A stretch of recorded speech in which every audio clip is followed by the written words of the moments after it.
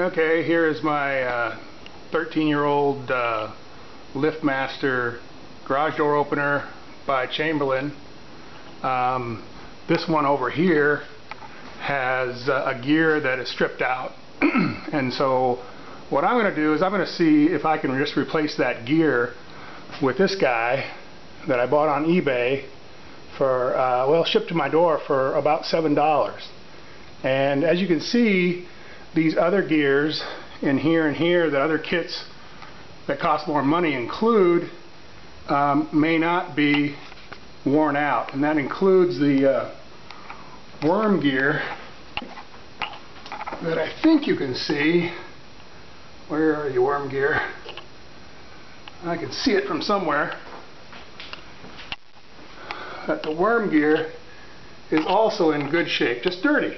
So why buy a kit that costs $25 when a $7 part will do? So I'm going to simply take these two pieces off and undo these 3 screws and see if I can just pop this guy out, and then I'll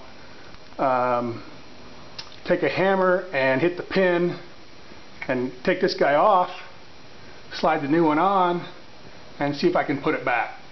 So following the directions of the other videos out there, I'm starting with the garage door in the down position, and I'll soon be removing the chain. So let's see how this $7 solution works. Okay, so yeah, when you start the repair, you unplug it, and this is an unrelated tip. Get yourself one of these. Get yourself one of these surge suppressors. We get a lot of lightning strikes in our area, and frequently the only way you know you had a lightning strike is because your garage door opener doesn't work anymore. So I got one of these guys. This one's made by Belkin on every opener I've got. But we're going to loosen this chain right here, this nut right here, and then we're going to, I've marked like one of the YouTubers did, I marked where the chain fits on the sprocket, and marked both the sprocket and the chain, and then I'm going to pick this up and set it right here. And as you can see, the other parts look fine. They're all dusty, but that worm gear I was talking about earlier, it's in just fine and dandy shape. So I can do this repair for $7. Okay, so now you can see that I've got this loosened up, and the chain is hanging. It's hanging right here on this end of this bar. Notice that I just loosened up one screw, a bolt rather. This bolt hasn't been moved at all, so I'll be able to tighten it up. I know exactly where it should be. And again, I removed the 3 cap screws that are holding on the sprocket, and I had to use a little real tiny socket wrench for that. The other 2 I was able to get at with an electric screwdriver. But again, this is a minimalist approach to repair. We're only taking apart those parts that we have to take apart. And notice that this back panel is still on, and the whole business is still hanging from my roof, so I didn't have to take the whole opener down. So now I'm going to pull out this sprocket and move on to the next step. Here we are from the other direction. I forgot to mention that you have to take this clip out. It fits in here like so, and then you can just pull this gear down and set it aside. Now this whole assembly, this whole assembly is now loose. I'm just going to carefully take it out the top, and we're going to replace this worn out gear.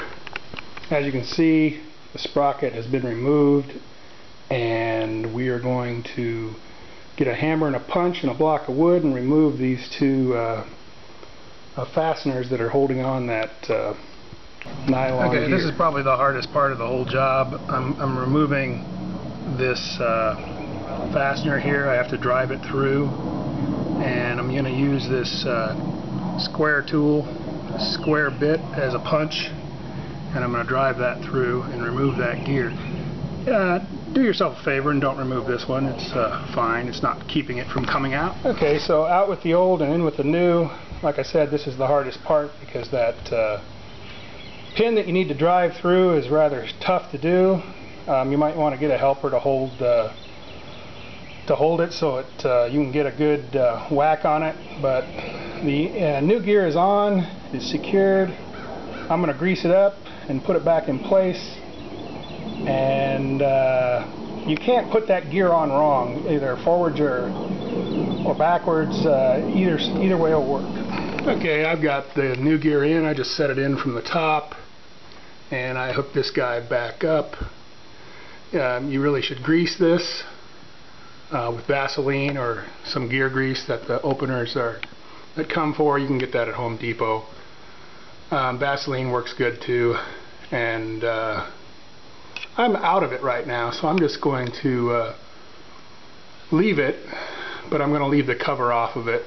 Next time I go to the store, I'm going to get some Vaseline or some gear grease and put it in there. So now I'm going to put those cap screws back in from the underside and reconnect the sprocket to the chain. Okay, the screws are in for the sprocket.